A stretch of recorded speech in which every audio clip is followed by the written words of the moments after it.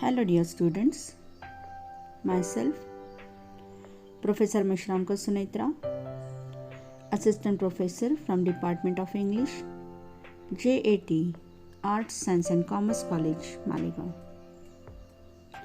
The topic of my presentation is Ozymandias, written by Percy Bysshe Shelley.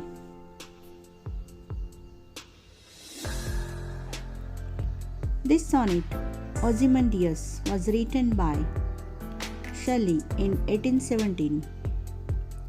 It was written as a part of poetry contest with a friend, and it was published in 1818.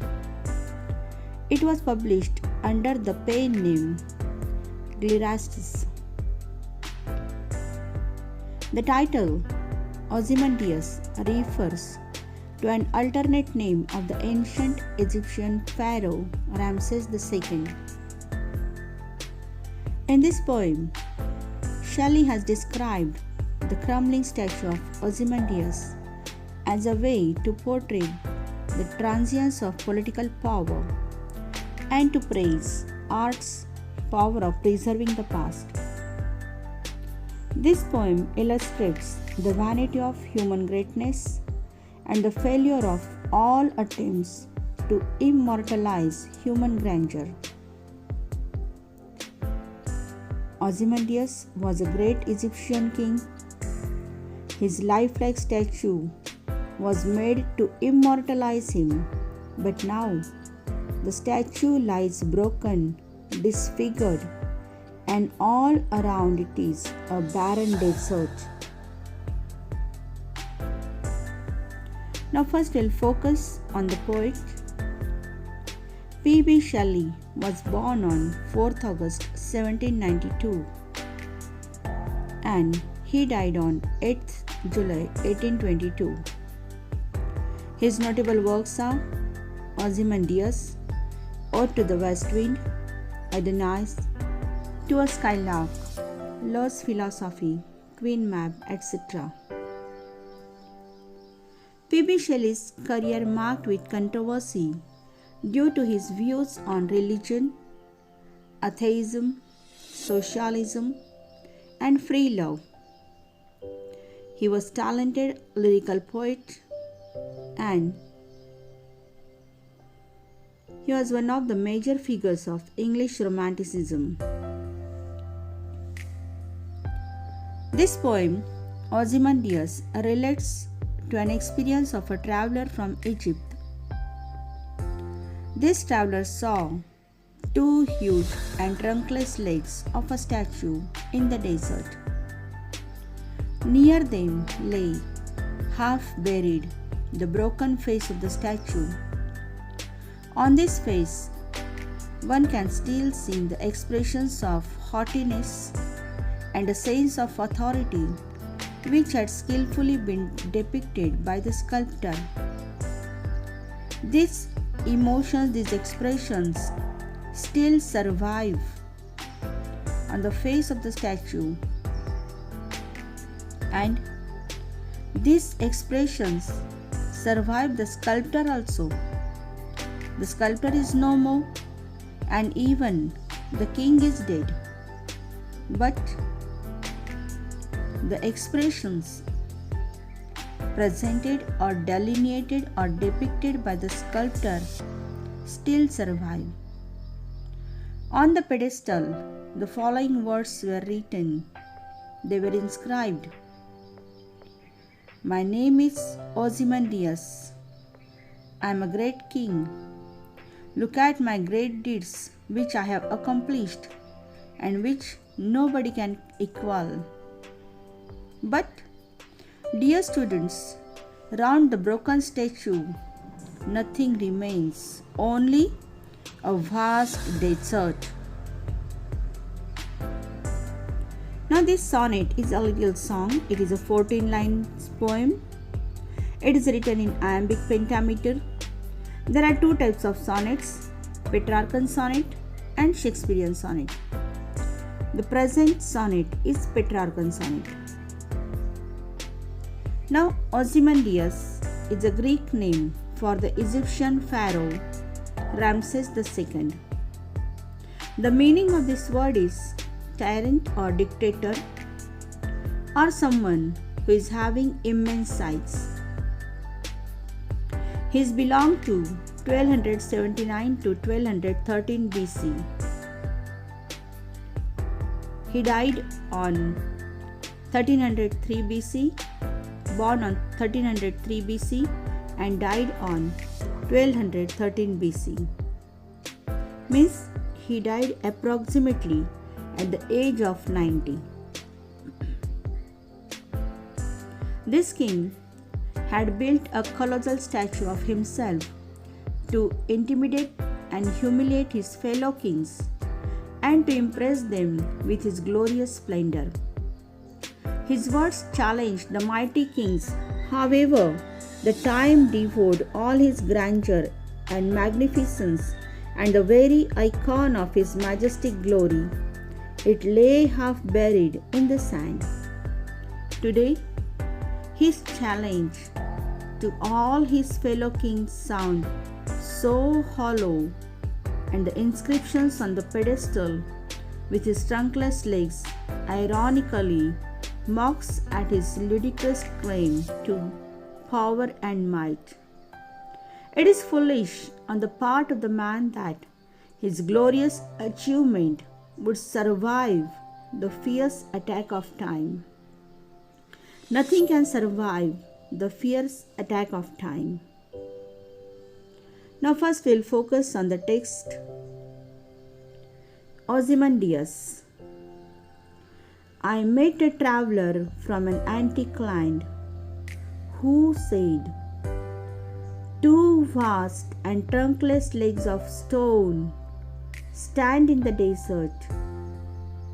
Near them, on the sand, half sunk, a shattered visage lies, whose frown and vanished wrinkled lips and sneer of cold command tell that its sculptor well read those passions read, which yet survive, stamped on these lifeless things,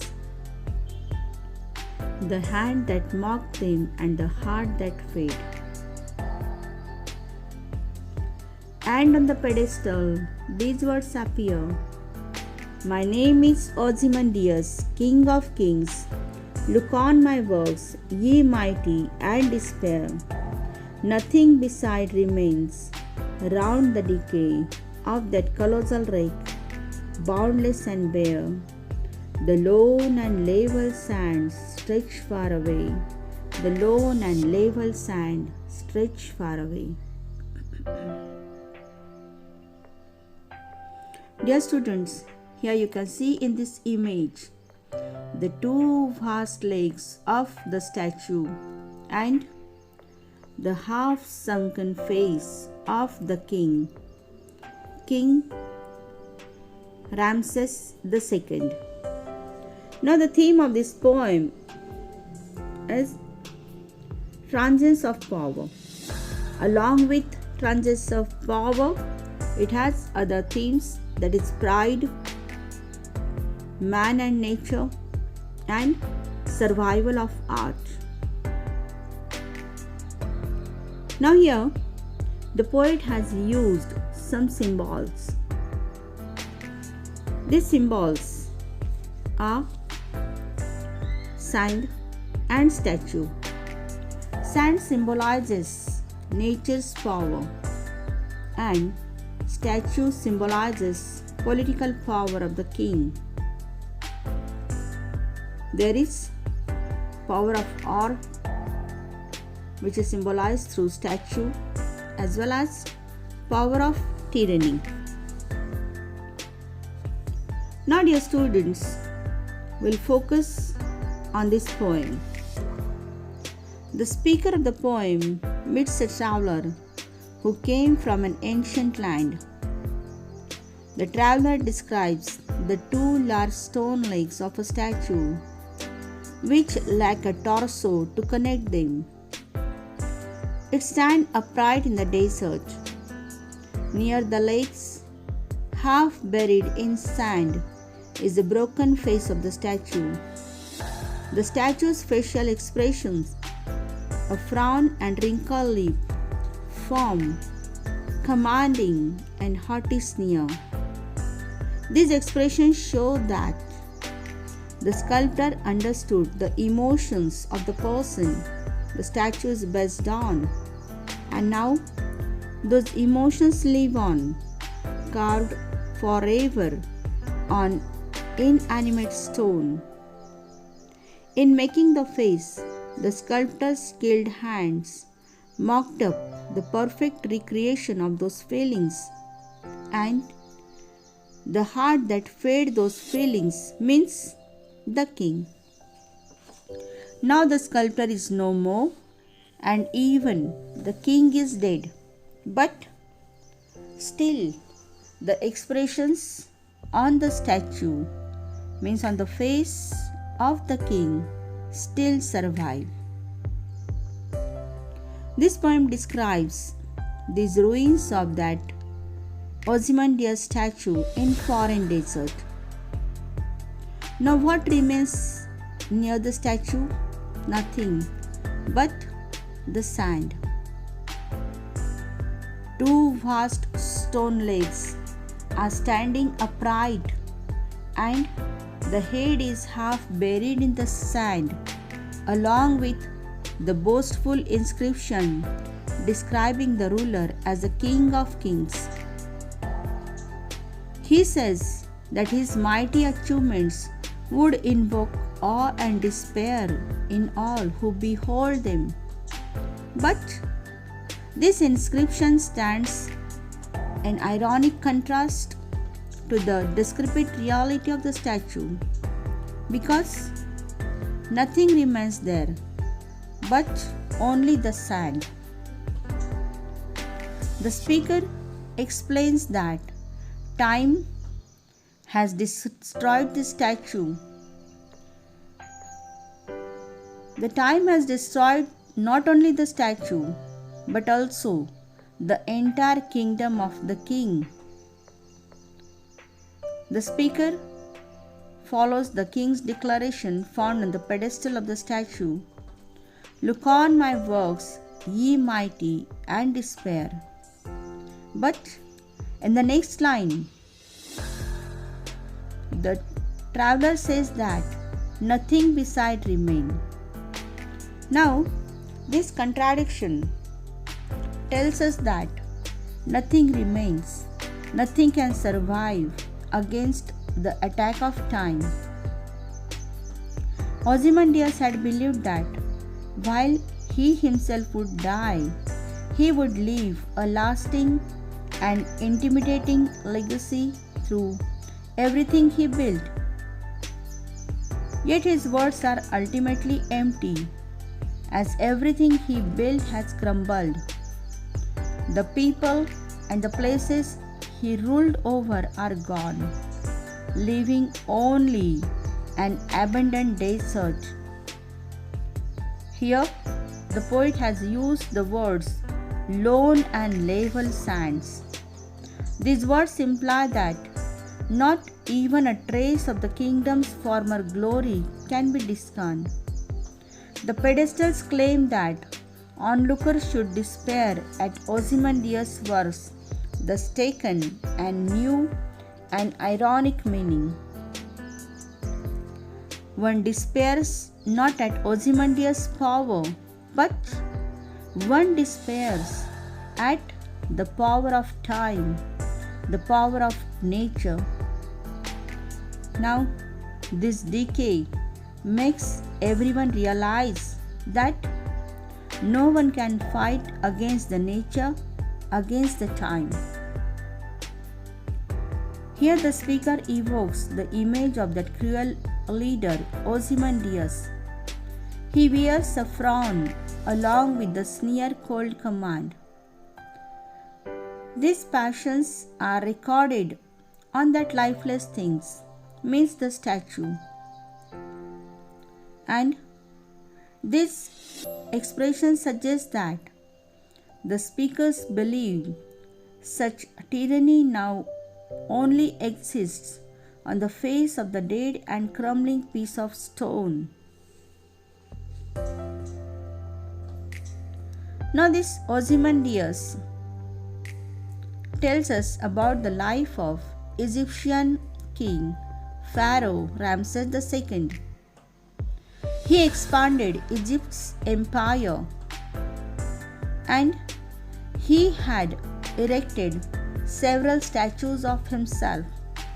These statues were built throughout Egypt. In ancient Greek literature, we can get such information. Now, something was written on the pedestal of the statue. What was written? I am King of Kings. Now here, Ozymandias wants to tell other people that how great I am. He says, look at my work. Now, he asks the viewers to look at his works, but nothing remains there.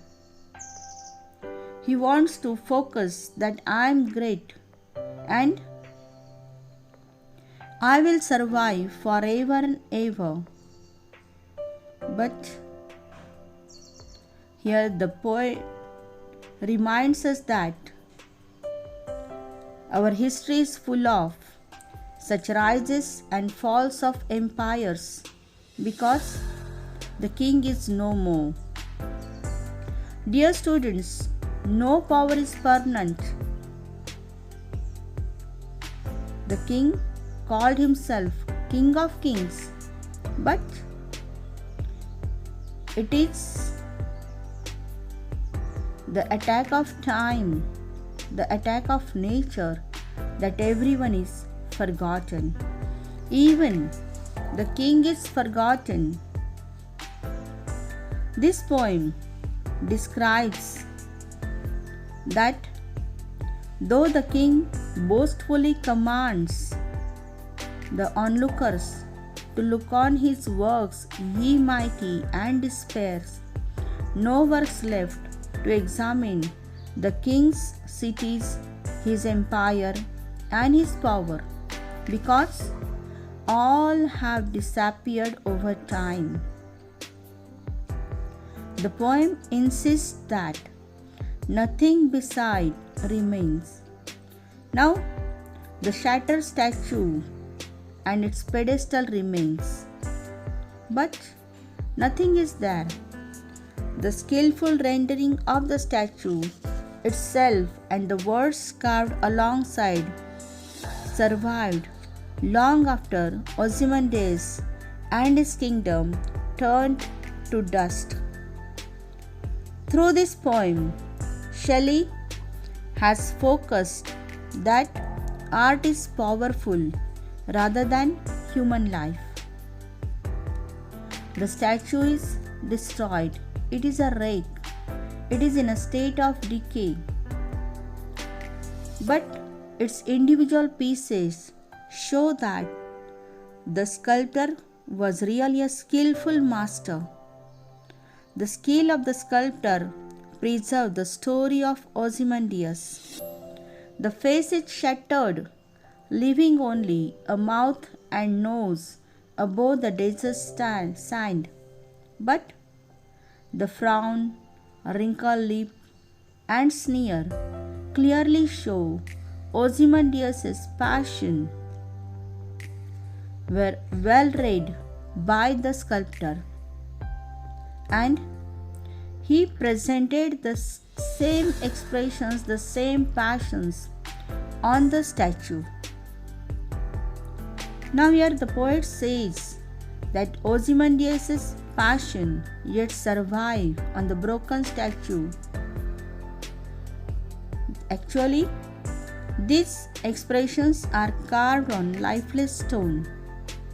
Ozymandias is dead, but the sculptor well wrote those passions. He mocked and made an artistic reproduction of those passions, and still those emotions survive. Here, the poet has focused that nothing survives, nothing remains.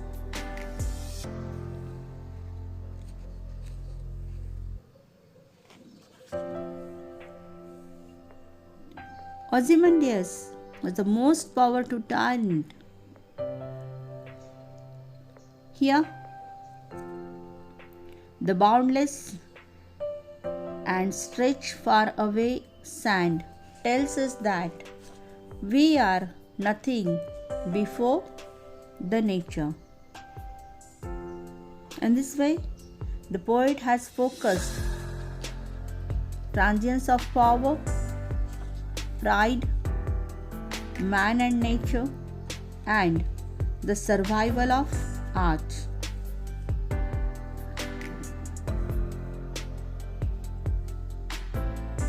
The statue has different symbolic meanings. First, it is a physical representation of the might of human political institutions, such as Ozymandias' empire. The king himself asked the artists to build his statue, but now the statue has fallen into disrepair. Here it has symbolic meaning that human life is fragile. Now, the statue symbolizes the power of art. The statue has captured and preserved the passions of the kings, of that king. But these passions are stamped on that lifeless thing. But actually, the king is no more.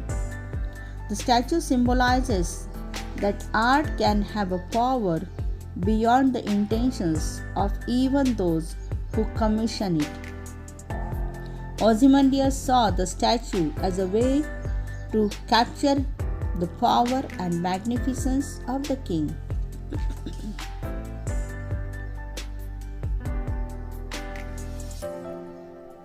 This poem is a Petrarchan sonnet.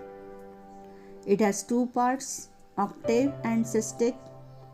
It is written in iambic pentameter and its rhyme scheme is A, B, A, B, A, C, D, C, E, D, E, F, E, F.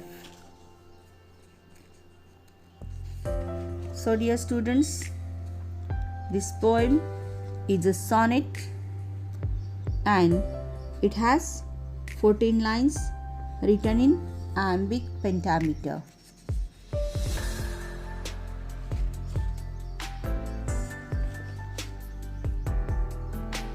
So in short, this poem tells us about the vanity of human greatness and the failure of all attempts to immortalize human grandeur. Thank you.